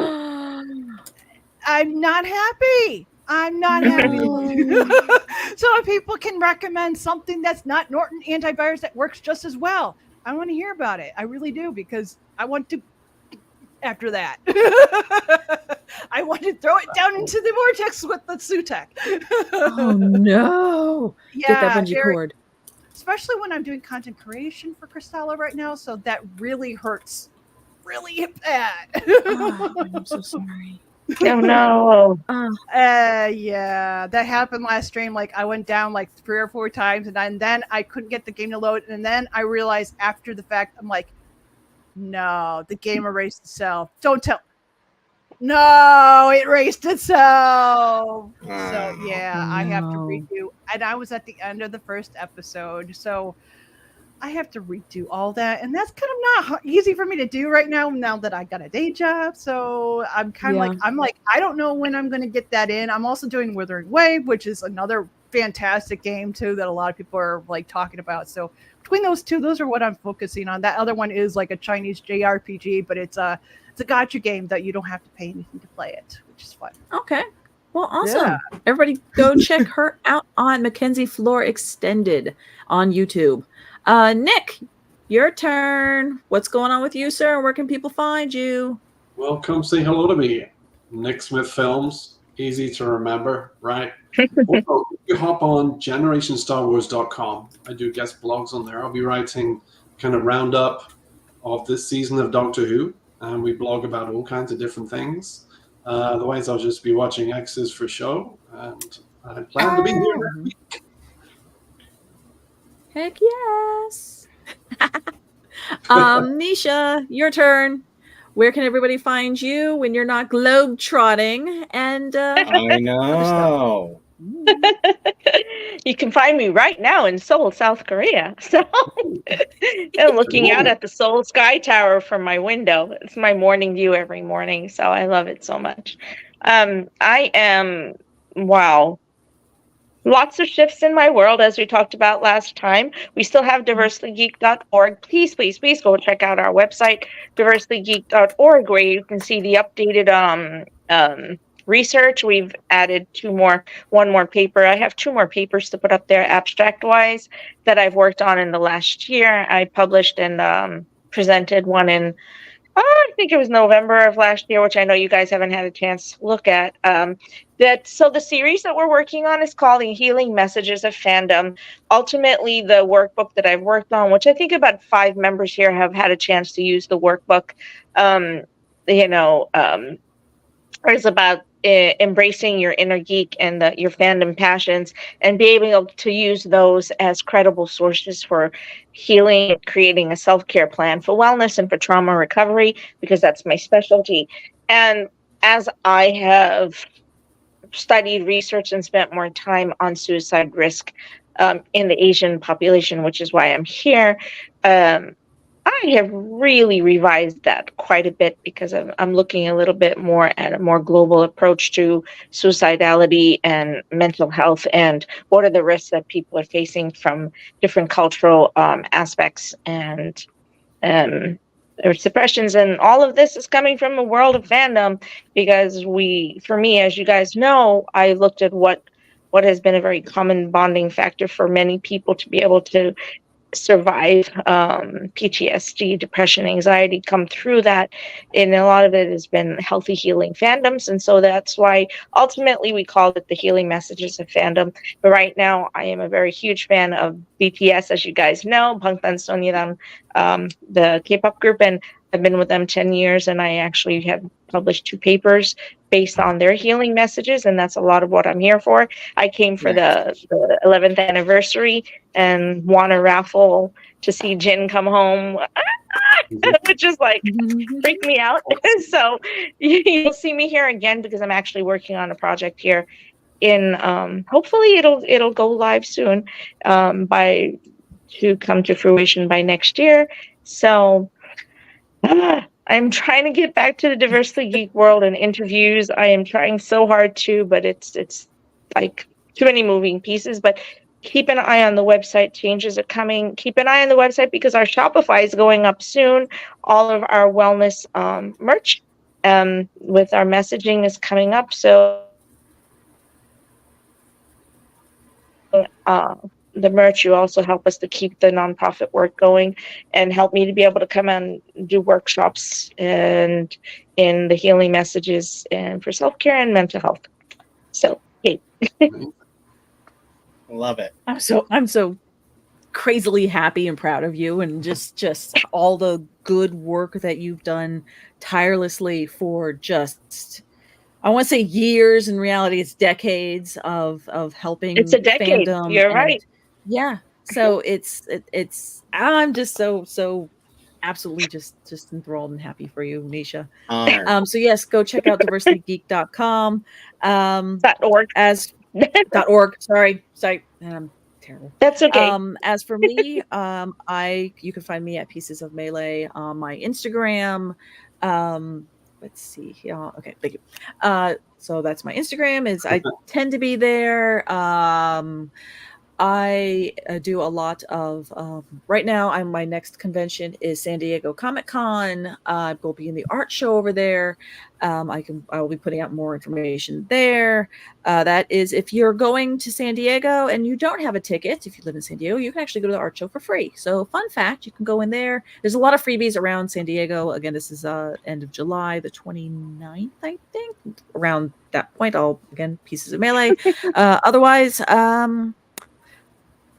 yeah, just follow me there. That's what I'm doing. I'm doing art, and I'll probably live stream a lot of art as I'm working on stuff. Lastly, the only thing else I could say is Happy Pride Month. We already, Yay. forgot to mention at the beginning of the show, so wanted to make sure that everybody knows. Happy Pride.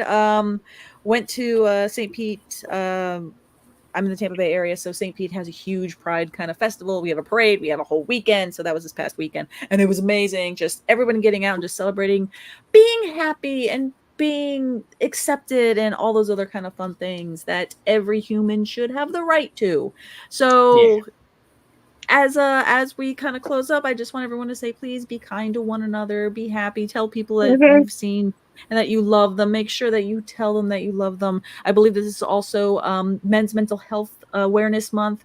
So please talk, please, check in with yourself, check in with others, check in with everybody that you love and care about. There's nothing worthy. You can never say, you can say too much, but really the worst thing that ever can happen to you is someone says no. So and regret is just not worth it. So tell someone you love them, and that's pretty much that's gonna be our show. At the very end, we're gonna click on a little button here for our NQ music. That is Tony, who's written something absolutely amazing. So I believe what Christian usually says is, Tony, take us out. Do you want me to do the TARDIS, the Tron video, or we could? We said we do the Tron video. Video. So here's the obligatory YouTube thing of thanks for watching, like, subscribe. What would it be? I love how everyone's like, everyone please like, comment, subscribe. Y'all knew that these videos show up, and you're just amazed sitting there right now going, wow, it's been 2 hours and now we get this video, not the first 15 minutes where YouTube usually slices them. No, see, we're crazy. Anyway, I guess this is the part where we go take us out. What was it? What? It's also PTSD Awareness Month. Great. I love that. Thank you, Nisha. Yes, thank you, Nisha. And I think that's it, everyone. Thank you so much again. And thank you for being part of Legend. And so, Tony, play us Bye out. from Soul.